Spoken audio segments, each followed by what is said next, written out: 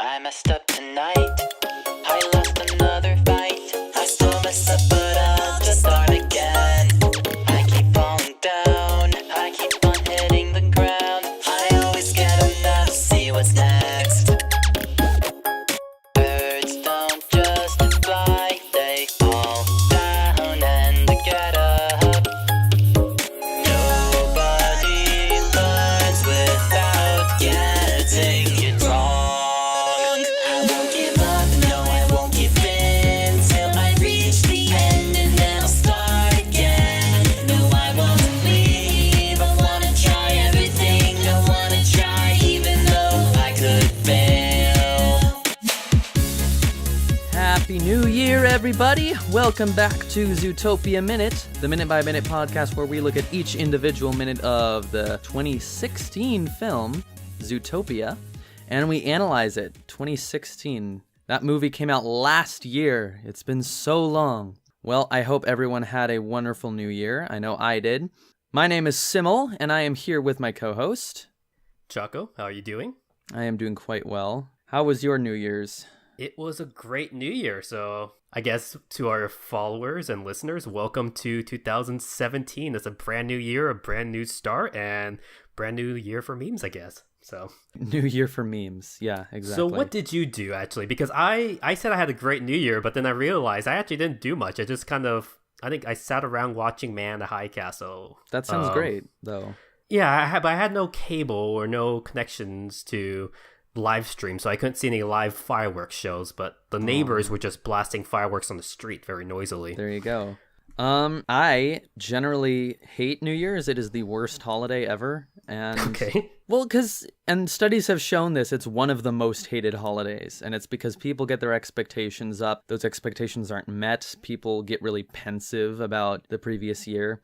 And for those reasons and others, I don't like New Year's very much. But I just hung out with some old high school buddies, and we watched on TV the fireworks show at the Space Needle that they do every year. And the roof caught on fire. The roof of the Space Needle caught on fire briefly and was put out.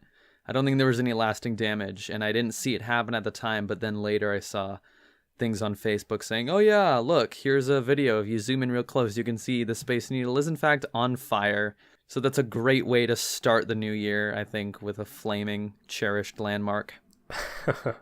I was wondering about that because I know for most Americans, the big New Year countdown is always in Times Square.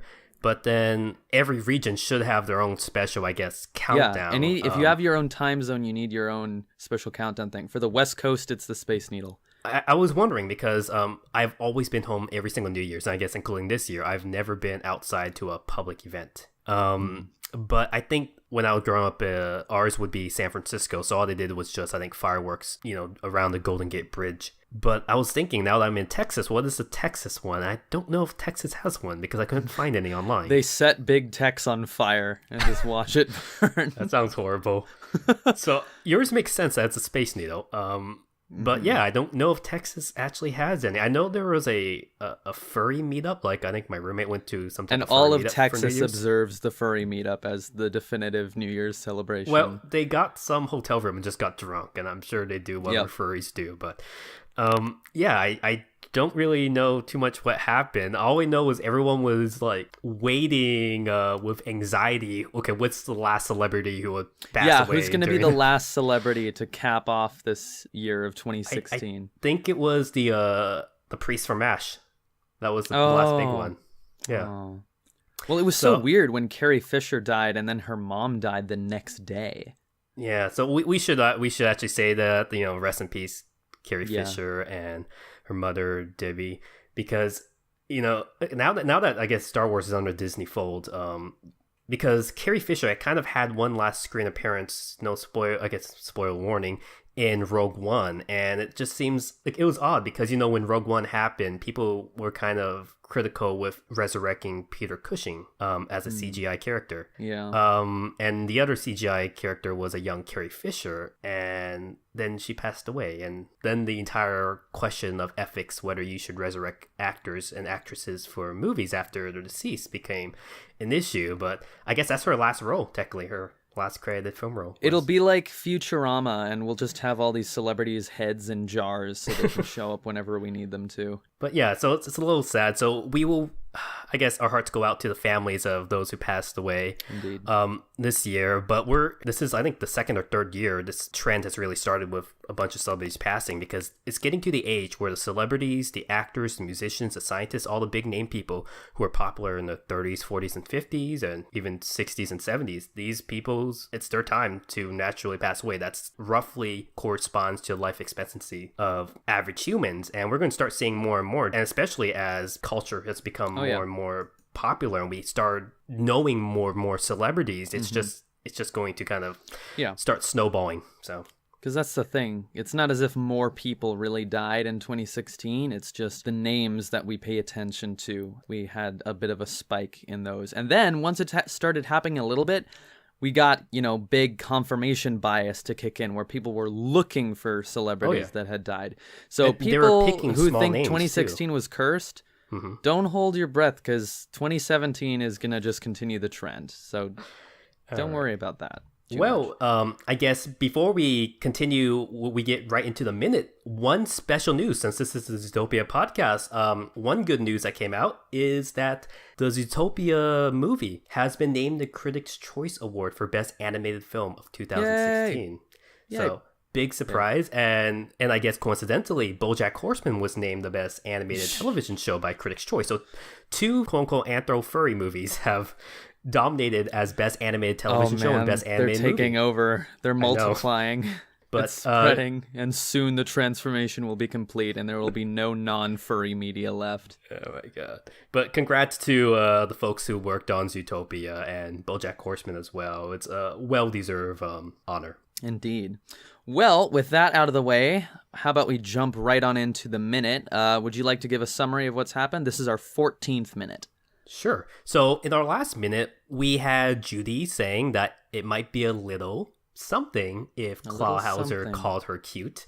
And we got no answer in this minute. So it was a cliffhanger with no resolution, because she just kind of trailed off. Yes. And the first vocal reaction we got is gasp. Yes. So the implication there is that it's somehow offensive. But what happened after that? Well, our minute ends, so people know, when the new police chief, first time we see this character, says, "Everybody sit."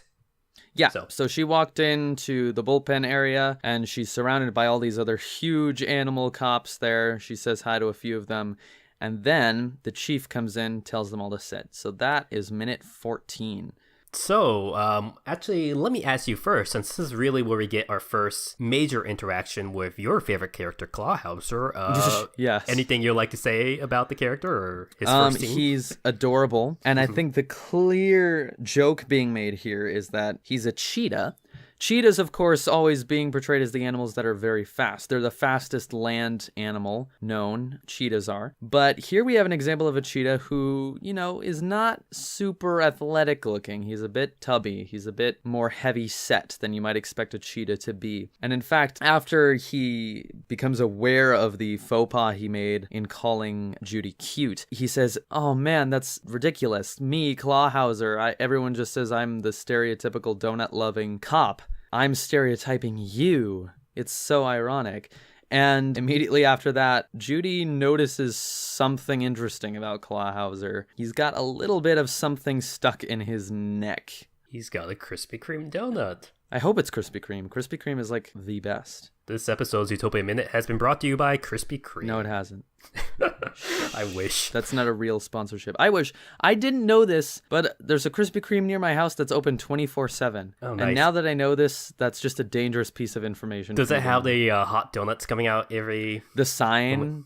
Yeah. I hope that happens at like 3 a.m. and I'm just driving past it thinking, man, I could really go for a donut right now. Well, there you go. Perfect timing. I've been spoiled with Krispy Kreme because when I was living in Northern California, there are 3 Krispy Kreme donuts flanking my house. And so I could get hot Krispy Kreme anytime I want. And then when I came out to the East Coast, the only time you could get Krispy Kreme is prepackaged in 7-Eleven or like, was it the supermarket? And people say, "Oh yeah, these Krispy Kremes are great." I'm like, no, it's completely different. And then the people on the East Coast didn't even know that you could get Krispy Kreme in that certain area area of Baltimore didn't even know you could get Krispy Kreme hot from, That's so sad. one of the That's so places. I know. disappointing. I thought it was so sad, but I went for a few years without Krispy Kreme because there's none in walking distance. And then coincidentally, I was in DC and there was a Krispy Kreme in Washington DC, and I actually ended up taking a 20-minute subway ride just to go get the Krispy Oh my Kreme gosh. donut. Hot and fresh. And it was right by Church of Scientology too, which is kind of funny because I walked in and with a giant box of Krispy Kreme, I just kind of gave it to those people because most people don't get good enough food to eat. So I gave some Scientologists Krispy Kreme, so that was kind of fun. Aw. Yeah, they get hungry indoctrinating the youths. Oh, that's for another discussion. All right, but aside from Krispy Kreme, one thing I noticed is he also had a box of cereal called Lucky Chomps. Yeah, and a I jar of thought it gumballs. odd how many different food items he had on his desk, and that the police station apparently had no issue with him keeping all this junk food at the desk. So That's a great job. That's a cushy job if they let you do that. I want that He has job. a cereal, which is understandable because it's breakfast. So maybe when I vend at cons, if it's breakfast, I might have some of my food scattered across my table, but I'll clean it up eventually. But one thing that's kind of odd, I think it's a jar of gumballs. I mean, does he expect criminals and crooks he just took in to just grab a gumball and? Yeah, the gumball jar I figure isn't his. It just belongs to the desk.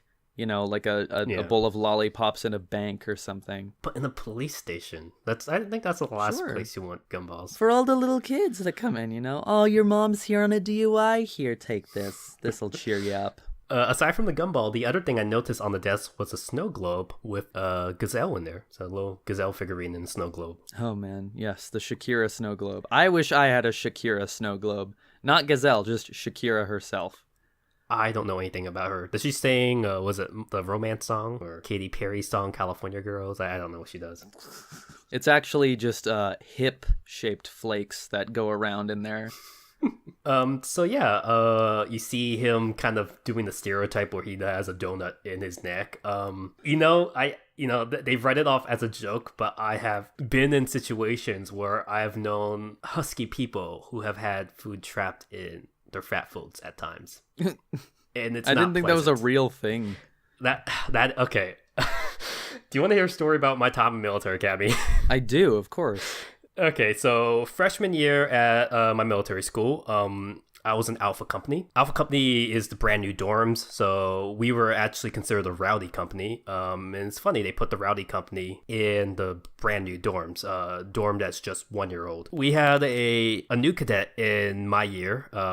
So his last name was Wiseman, so Cadet Wiseman. I'm not saying his first name, so you can't identify him. But he's a very, very large individual. He's large enough that you might see him on a TLC show or something. I don't know. But he eats a lot, and he does have stuff stuck in his fat folds, and I didn't believe it. But I remember one time they were doing a uniform inspection and a hygiene boy. inspection, and they came into his room. He was like naked, and they had him get up, and as he got up, like popcorn and a chicken wing just kind of popped out of his fat A folds. chicken wing? Yeah, it was Oh my like half gosh. eaten, and the popcorn was gray. So it's assuming the popcorn has been there for a while. And he just really, they had to investigate him because he was causing a big stink. And they walked in, we saw that food just kind of popped out of his fat folds, and he told us that he hasn't showered since he got here. So it's been a month since he arrived as a new cadet, and he has not showered once. Oh my gosh. So this was October,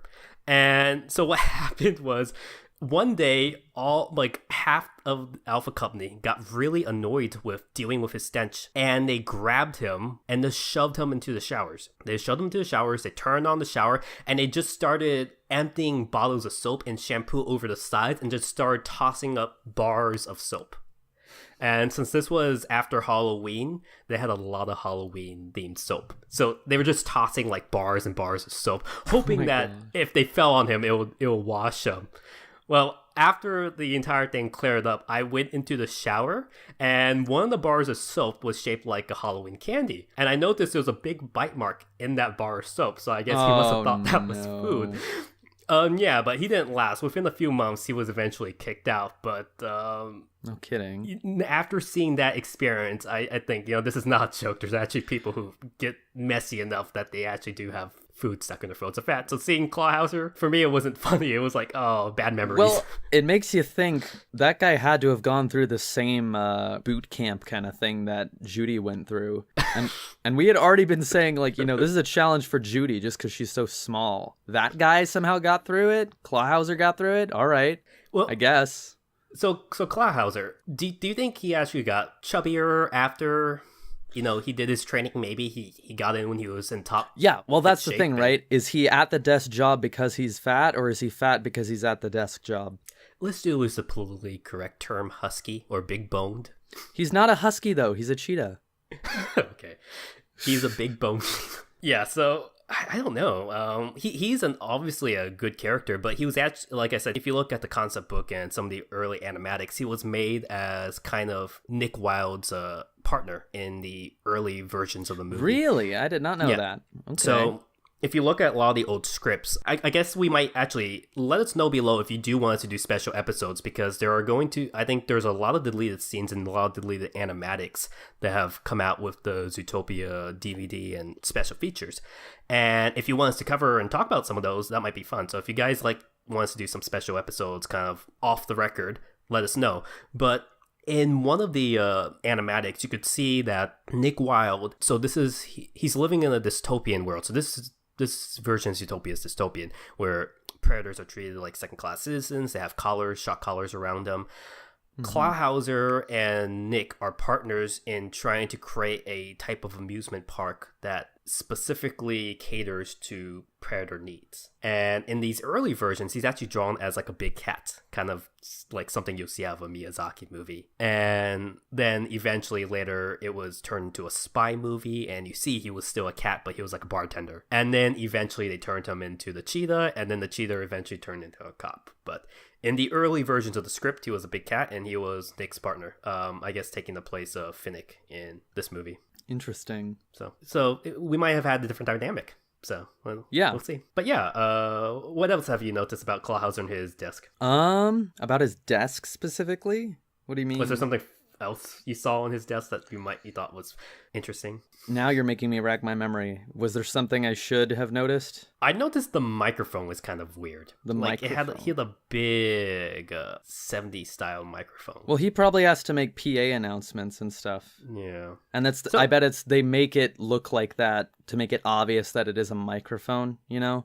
How we would still use the incandescent bulb to show someone having an idea, maybe, or we still use old school padlocks or pictures of skeleton keys when we don't use those anymore. Just because it's an anachronism. That's the word I'm looking for. Yeah, actually, I was just thinking about that because I was looking at some signs that said "Do not talk on your phone when you're driving," and they still have like the old flip phone design. Yeah, the old flip phone. Instead of the I remember those. I remember when the flip phones were so desirable. There was the Motorola Razr, and that was like the flip phone to have. Yes, the Razr, and then the Verizon Chocolate. I remember that. Yeah, I remember, man, these bar-style smartphones, those didn't get to be popular until, like, I guess the iPhone came out, and then, because I remember the BlackBerry was also very big for business people, so they could text easier. It still is, and yet I never liked using those just because having a physical keyboard with that many buttons on it, and they're so tiny, it's just kind of difficult to use. And then, I guess, going back to his desk, he has a box that says Lucky Chomps. And for us, it's a funny pun because Lucky Chomps refers to Lucky Charms. But in the context of this universe, welcome back, everyone. Sorry, we had a little power failure on my side. So I guess the first troubles of 2017 have already occurred. Tisk tisk. So our first episode of 2017, and there was some type of failure in the electricity grid or generator at my house. But no worries, we're back, and we're going to continue right along with business, and we're going to move with Judy right into her new police room, or as they call it, the bullpen. The bullpen, yeah. So she walks into this room and is surrounded by a lot of very, very large mammals. That is the first striking thing you notice, is just how huge these other police officers are in comparison to her, which goes back to, some of the challenges she was facing during her time at the academy. She kept being told, you can't make it. Look at all these other people here and how much you don't look like them. So she was facing a lot of adversity, and it sort of shows how out of her element she is, surrounded by these huge animals, lions and polar bears and rhinos, hippos. So it's definitely a big contrast to her It's stature. interesting because you were noting her difference with the other animals. I was actually more noticing the size difference between her and the objects in the room. Like, Yeah. she is smaller than the water cooler. The whole room is very much geared towards these larger animals, for sure. She's trying to climb up onto this chair, and it's huge. She has to, like, grab up with her upper limbs and pull herself up onto this chair to sit next to this rhino officer. That's where the pull-ups come in handy. Yep. Oh, yeah. Little did she know this training was just so she could get in a chair at the station. Nothing to do with being out on the field. It's just, man, these chairs are big. You're going to need the upper body strength to get up there. But just imagine a world where a carpenter would have to make chairs for so many different sizes, from something as small as a mouse to something as big as an elephant, and have to support the weight of something like an elephant and a rhino. It's a diverse market. That's crazy. Like you were mentioning, there's a lot of different animals in this room. Actually, I think we'll go in the next episode. We probably will talk more about the genders of these different animals. But right now, all we know is Don't assume their gender. Okay, let's not assume their gender, but from a biological perspective, we probably could. But right now, let's just talk about, aside from the size differences, what else do you think she would feel, or how would you feel if you wandered into a room like this? Very out of place, which is, I'm sure, how she must feel, even a little bit. She doesn't show it on her face, but you gotta think, you're walking into this room, the differences between you and the other animals in the room have gotta be kind of one thing I glaring. found kind of glaring from a physics perspective is when the rhino kind of gave her a fist bump, she moved along with the chair. Yeah, you're ready to make the world a She better moved place? with the chair, and in reality, if he fist bumped her, she would slide off the chair. So she must have some very, very sticky gecko grip to that chair too. Her butt has a lot of friction, and she's able to make the entire chair move just with the grip of her pants, I guess. Actually, it's funny, her enthusiasm is contrasted by, that rhino giving her sort of annoyed eye roll. Reminds me of the SpongeBob episode where SpongeBob is so excited to be taking a test in boating school, and his classmates are just Don't not compare having them to any of it. SpongeBob. Very similar scene there. Well, I guess that's also There's an always room for a animal SpongeBob world, right? reference. That is something you will quickly learn. Actually, Sort of. speaking of that, if you look in the back, the rhino kind of gives her that glare. You could see a tiger and a wolf kind of chuckling in the background. So they had the face of, look at that awkward new kid. Haha. The wolf is probably the smallest other animal in the room, I would think. Yeah, I would say.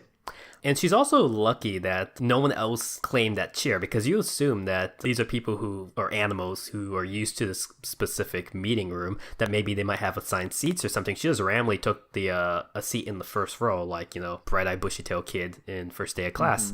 What happened if that was like some hippo seat and the hippo didn't see her and just sat on her by accident? So she's kind of lucky that... Yeah, that little bunny's gonna get eaten alive, just like Or crushed. Clauser says as she was walking away towards the bullpen. And as she's walking towards there, we can also see all these other officers kind of watching her go as she passes by. She's definitely very noticeable in that environment. It's eye-catching to see a bunny walk into a police officer. And make her I way down actually the saw corridor. 2 sheeps in the background. Kind of interesting because sheeps aren't predator. Yeah, I was gonna point that out too. There's 2 sheep in the back when she's talking to Clauser, and that's like the only time really we've seen not necessarily non-predator, but those guys are a little bit smaller than the other ones too. Obviously, hippos are not predatory, but they're scary. Hippos actually are like you'd think it'd be a rhino or something would be more dangerous, or a lion if you go to Africa, but actually it's hippos that cause the most deaths for humans. Hippos will screw you up. So that is kind of interesting. Another point I kind of noticed going back to military academy days is that the hippo called the room to attend hut as the police chief walked in. And you could actually tell which branch of the military service you're in based on how they say attention. So the army normally says that true? attention, attention. It has to be really, really fast. While the Marines, which is my dad was a Marine officer, he would normally say attend hut. So it has a hut at the end, while the army just goes attention. Hut. So they kind of said it in the Marine-like manner, which is kind of interesting. I didn't know there was a distinction. Yeah, and then they all just start sort of yelling, hut, hut, Hut, and like pounding the table like they're waiting for him to come They're in and waiting make some for a big Jabba speech, the Hutt which I thought was cosplay. weird, because if someone called me to attention, I wouldn't, yeah. Or someone's bringing in Pizza Hut and they're just excited. The Chief's got pizza for everyone. Yeah, you guys don't have any assignments today. It's just a pizza party. Exactly. We'll let the city go to hell. But it's sort of weird. If someone called me to attention, I wouldn't, my reaction would not be to immediately start making a bunch of noise. But this seems to be fairly normal. Yeah, so I don't know. It is kind of interesting, but I guess we'll see how everyone reacts to her in the next minute. Yes, because now they're all sitting down, waiting for their assignments. So we'll have to find out what happens next. All right then. So thank you for joining us for minute 14. Join us next time for minute 15, where we see how Judy reacts on her first day in the police force. Yes, if you enjoyed this podcast, please be sure to give us a follow both on YouTube and on SoundCloud, as well as on Twitter. We're at Zootopia Minute. And you can send us any messages, fan art, fanfics, theories, and whatever else you want to send us at zootopiaminute@gmail.com. We love to hear from you. We would love to read your emails on the show. Indeed. Well, that just about does it. Until next time, take it easy, and we'll see you soon. Bye, everybody.